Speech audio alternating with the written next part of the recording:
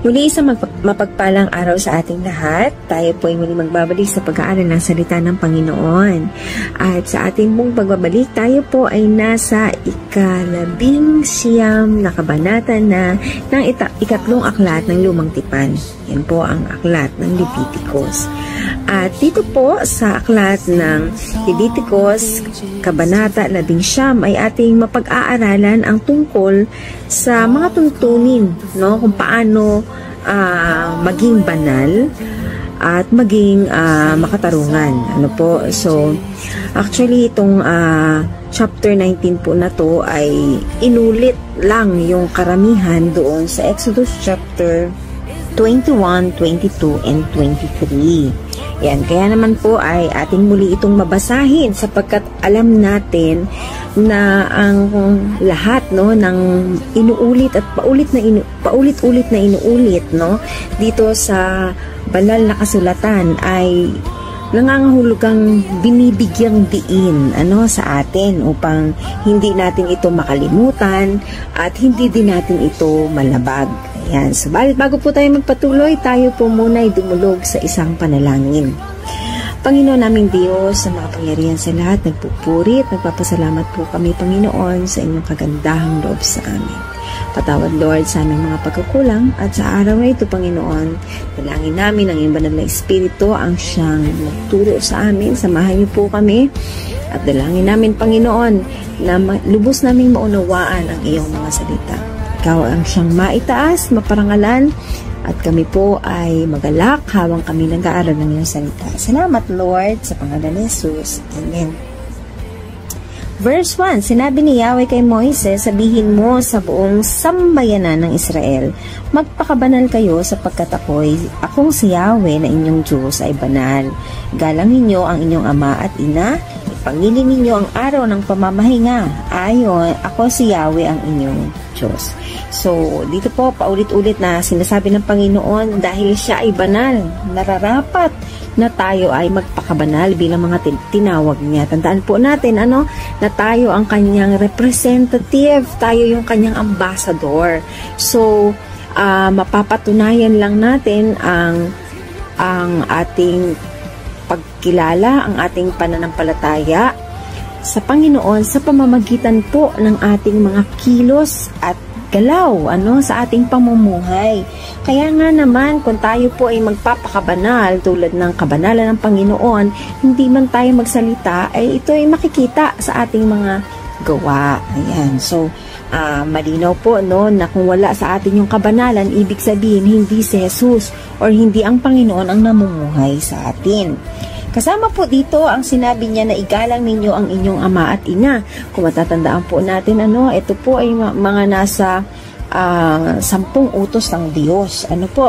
At ito ay paulit-ulit na sinasabi at sabi nga po natin sa ating mga unang pag-aaral, ang paggalang sa ating mga magulang ay ang unang utos na may kalakip na pangako.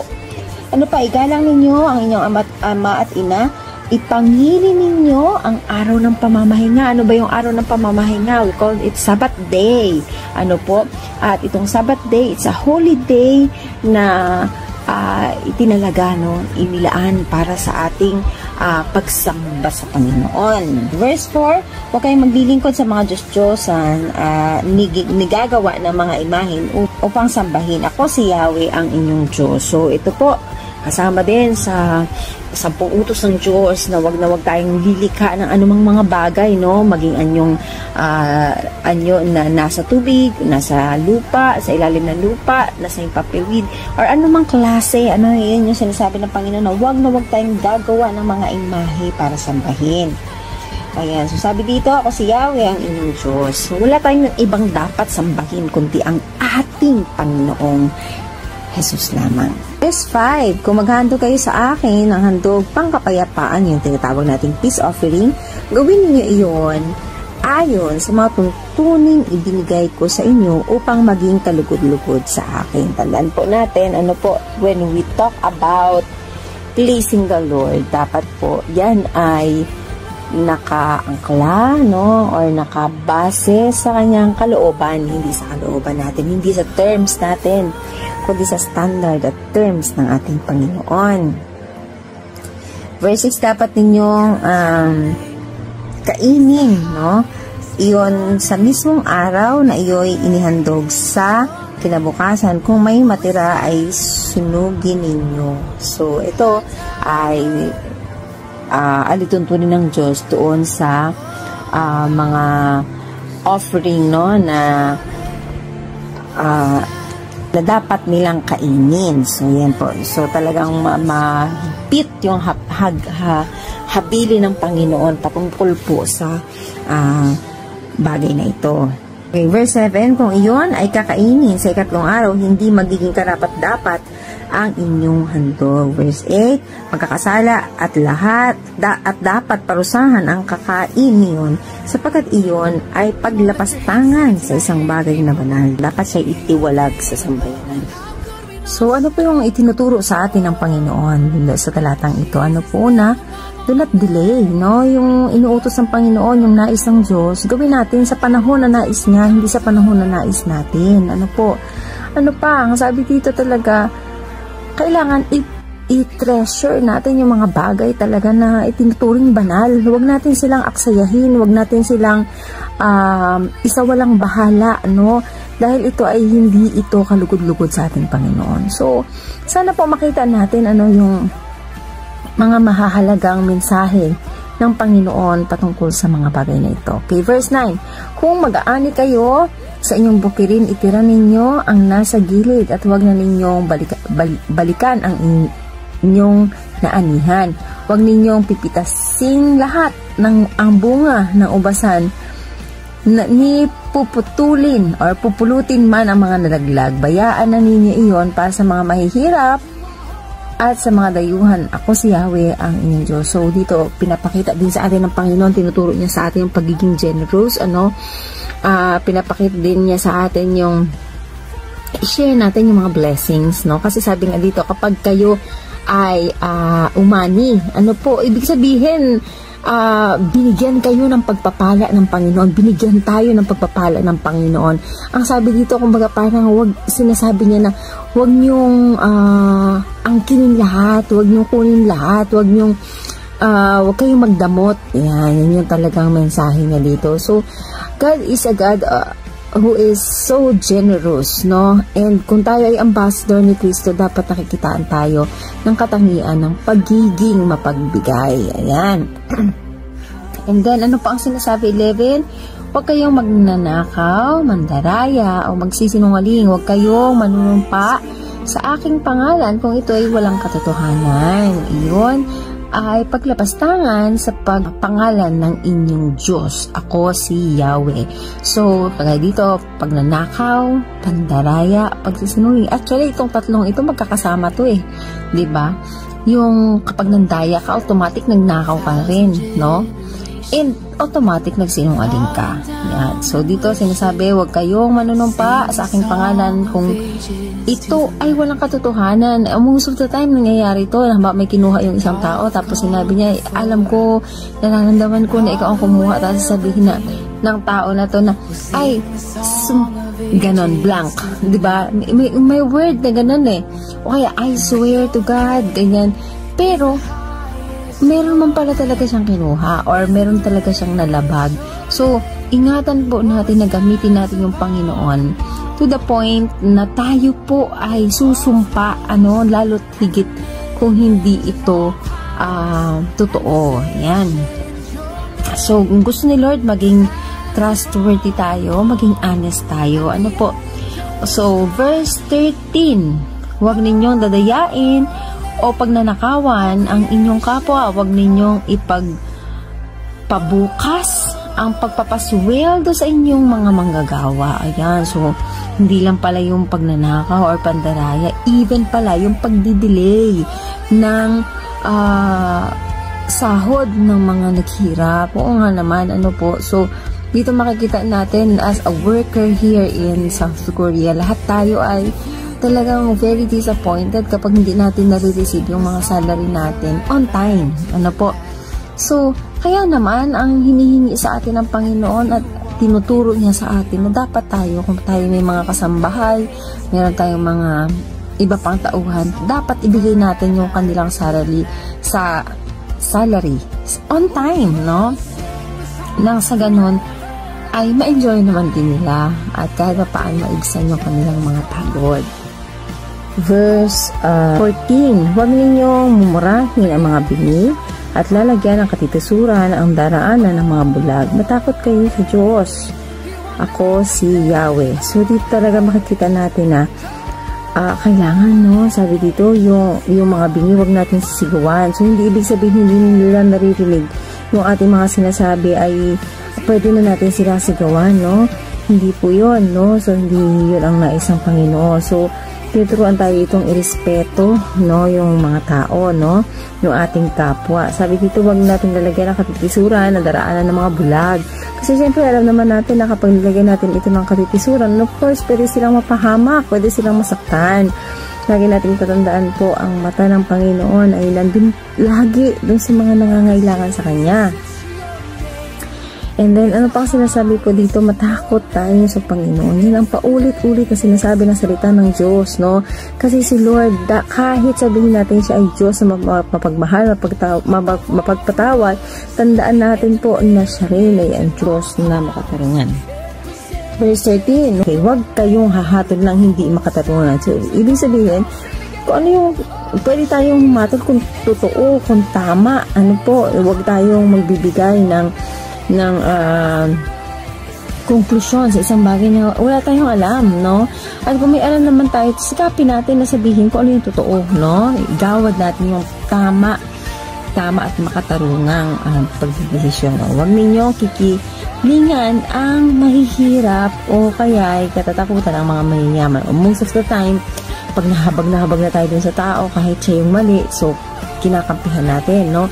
Minsan naman, dahil ang gumagawa is yung mayaman, so dahil sa takot natin sa kanila or dahil gusto lang natin na makaklose sa kanila, so ginagawa natin, sila yung ating kinakampihan. So dito mga kapatid, kung ano yung totoo, kung sino yung nasa tama, yun yung sinasabi dito ng salita ng Panginoon. Huwag tayong papanig sa mali. Huwag tayong mapapanig sa kasinungalingan. Kasi ang ating Diyos ay ama ng katotohanan. At once tayo ay pumanig sa kasinungalingan, so hindi tayo para sa Panginoon. 16, huwag kayong magkakalat ng anumang nakakasira ng puri ng inyong kapwa. Ni sasaksilaban sa inyong kapwa upang ipahamak lamang siya. Ako siya. So mahalaga po, ano po, na huwag nating sirain yung ating kapwa or maging huwag tayong gagawa ng anumang mga bagay na ikakasira ng kanilang mga dangal. Ayan. 17, huwag kayong magtatanim ng galit sa inyong kapwa. Sa halip, makipagkasundo ka sa kanya. Sa gayon, hindi ka magkakasala dahil sa kanya. So, ibig sabihin, pag hindi tayo nagpatawad, nagkakasala na rin tayo. Kaya sabi dito, kailangan po ay huwag tayong magtatanim ng galit, no? So, makipagkasundo tayo, okay? So, hindi magkakasala dahil sa kanya. Okay, huwag kang maghihiganti o magtatanim ng galit sa iyong mga kababayan. Ibigin mo ang iyong kapwa gaya ng pag-ibig mo sa iyong sarili. Ako si Yahweh. So, yan. Lagi itong sinasabi ito, no? At even sa ating mga quotation, no? Ang sabi lagi natin, no? Kapag ito ay ginagamit natin, lagi tayong pinapaalalahanan na kung ano yung, paano mo minamahal yung sarili mo, ganoon mo rin mahalin yung iba. Okay? So, ganoon katindi si Lord. Verse 19, sundin ninyo ang aking mga tuntunin, huwag ninyong palalahian ang hayop na inyong alaga sa hayop na dito kauri. O, halimbawa, yung aso, panalahian mo sa baboy, o kaya yung baboy, panalahian mo sa kambing. So, hindi yun kalugod-lugod sa Panginoon. Huwag din kayo magkahasik ng dalawang uri ng binhi sa isang bukid. Ano? Huwag kayong magsusuot ng damit na yari sa dalawang uri ng sinulid. So, grabe parang higpit no, no? Literal ba kaya ang ibig sabihin nito? Ako naniniwala po ako na ang sinasabi dito talaga na kung sa kanan, saka puti ka, sa puti ka, no? Huwag kang salawahan, huwag kang dito yung madaling magbago yung kaisipan, no? Kailangan panindigan mo kung ano yung tama, kung ano yung mabuti, then dun ka. Ayan, yun po yun. Next, kung ang isang lalaki sumiping sa kanyang aliping babae na nakatakdang pakasal sa iba, ngunit di pa natutubos o napapalaya, dapat ito'y siya sa atin. Hindi sila dapat patayin sapagkat di pa napapalaya ang aliping babae. Ngunit ang lalaki magdadala ng isang tupang kasalanan, dadalhin niya ito sa pintuan ng togong tipanan, so yung rules nandoon, at ihahandog ng pari, sa gayon siya ipatatawarin. So yung sin offering ay napakahalaga talaga, para tayo ay mapatawad sa ating kasalanan. Verse 23, pagdating ninyo sa lupaing ibibigay ko sa inyo, 3 taon kayong hindi kakain ng bunga ng mga punong tanim ninyo roon. Okay? Sa ika-4 na taon, ang mga bunga nito ay ihahandog ninyo sa akin bilang pasasalamat. Sa ika-5 taon, makakain na ninyo ang mga bunga nito at ang mga ito ay mamumungan ng sagana. Ito ako si Yahweh, ang inyong Diyos. Dito pinapakita ng Panginoon yung unang 3 taon ng ani nila sa kanilang mga itinanim, hindi nila dapat kainin. At yung ika-4 naman ay para sa Panginoon. Then, pagdating po sa kanila, then pwede na nila itong kainin. So, ano kaya yung ibig sabihin yung 3 taon na hindi dapat kakainin? So, siguro it's God's way, for me. It's God's way para kahit papaano ay mayroong magandang benepisyong makukuha yung lupa, and even yung puno. Ayan. So, dito makikita natin talaga na mas madaling mapapataba yung lupain, dahil doon sa mga prutas na malalaglag or yung mga bunga nito, and then mabubulok siya, so magiging pagkain siya ng lupa. And then, yung lupa naman, pag tumaba, yun naman din yung ma-absorb ng puno. Ayan. Verse 26, sabi ko dito, huwag kayong kakain ng anumang karneng may dugo. Huwag kayong maghuhula o mangkukulam. Huwag kayong pagkukupit ng pabilog at huwag magpapaahit o magpapaputol ng balbas. Huwag kayong manghihiwa ng katawan dahil sa isang namatay, hindi maglalagay ng tattoo. Ayon ang Yahweh. Then, huwag ninyong itutulak ang inyong mga anak na babae sa pagbibenta ng panagaliang aliw sa templo. Huwag iyon ang maging dahilan ng paglalaganap ng kahalayan sa buong lupain. Igalang ninyo ang araw ng pamamahinga at ang aking sanktuaryo. Yan, ako, si Yahweh. Huwag kayong sasangguni sa mga kumakausap, sa mga espiritu ng mga namatay, o sa mga manghuhula. Kayo ituturing na marumi kapag sumangguni kayo sa kanila. Ako, si Yahweh, ang inyong Diyos. Okay, so anong ibig sabihin nito? Again, yung pagkain ng dugo ay ito po ay mga ginagawa lang ng mga pagano, At ito yung nais ng Diyos na mawala sa kanila. Yan. So, dito makikita natin din, na tulad ng kanilang mga kaugalian, yung pakikipag-usap sa mga patay, pangkukulang, panggagawa, yan ay ayaw ng Panginoon, Kung gusto mong may malaman ka, why not? Talking to the Lord, At ito i-reveal niya sa atin. So, hindi natin kailangan yung mga mangkukulang kasi yan ay mga puwersa ng kaaway. So, makikita po natin talaga dito na yung ipinapagawa ng Panginoon ay taliwas ay ginagawa ng mga pagano. So, pagkaya sinasabi niya sa Romans, do not conform to the pattern of this earth, Ganun din yung sa kanila. Kasi nga po, pagpasok nila sa lugar ng lupang pangako, which is Kanaan, Kanaan, talagang marami silang pwedeng gawin, Pwede nilang gayahin yung mga kultura doon, but ayaw ni Lord yon. Kaya naman, kung ano yung ginagawa nila, yung inuutos ng Panginoon ay taliwas doon sa nakasanayang gawin ng mga pagano. Ano pa po, yung pagpapatato, Yung panahon nila na yun, kapag ito ay may tato, ito ay nagpapatunay na ikaw ay isang alipin. So, kumaga dito makikita natin na talagang pinahinto ng Panginoon itong mga ganitong gawain para ipakita sa kanila na sila ay malaya na. Huwag na silang magkukumit dun sa mga bagay na hindi naman din makabubuti o makakatulong sa kanila.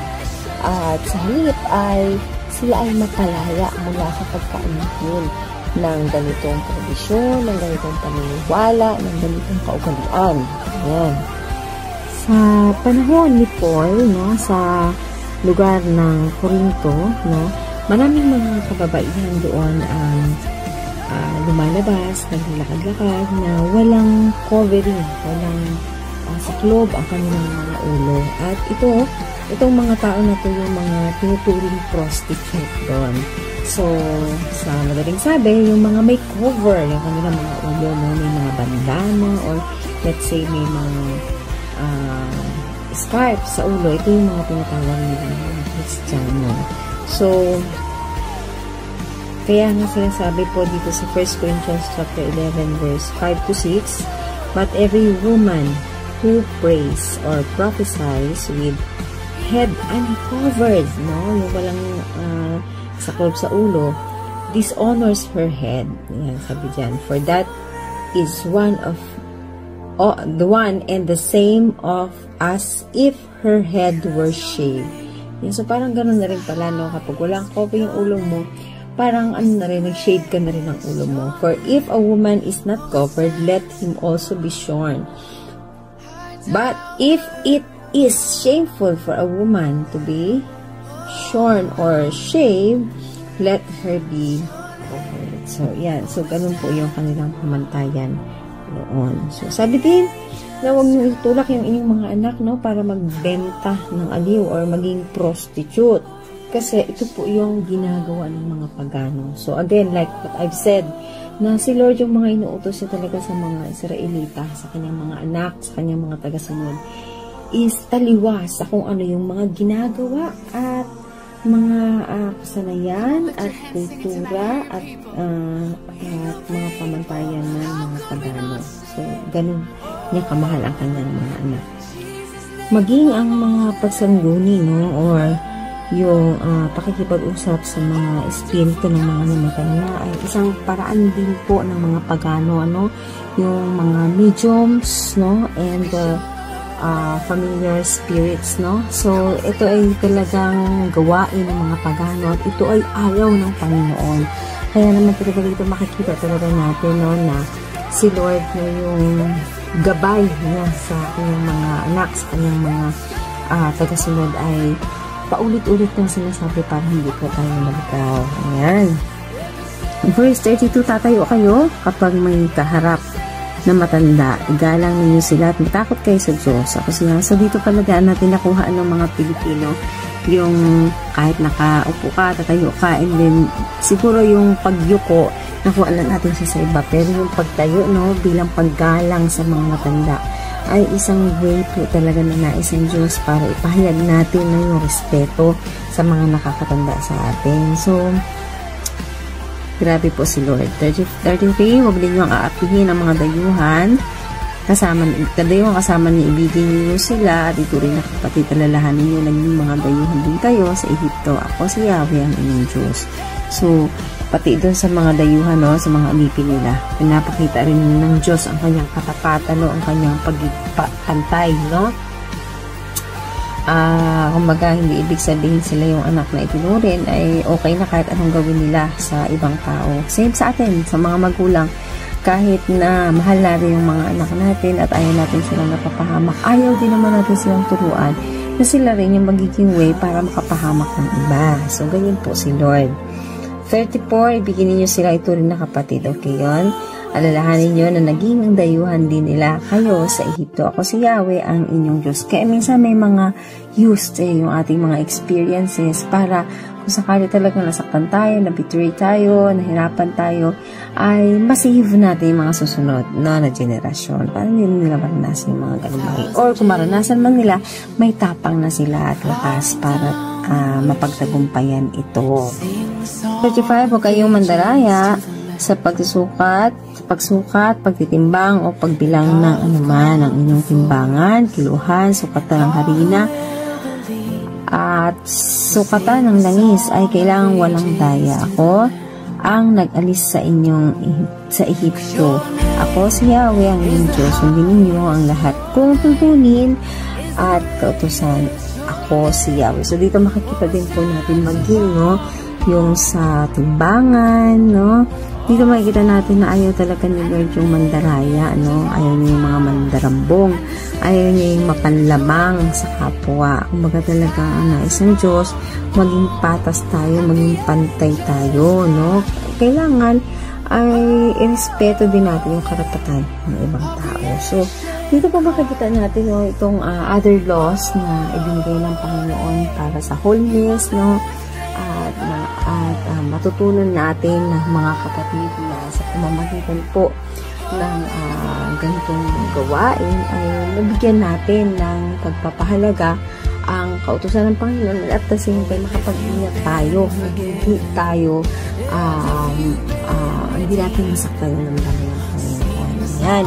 So, sana po may natutunan tayo sa Kabanata 19 at sana po ay patuloy tayong magsaliksik ng salita. At dalangin ko na walang kalakasan ng bawat isa ang mensahe ng ating napag-aralan. Again, maraming salamat and to God be all the glory.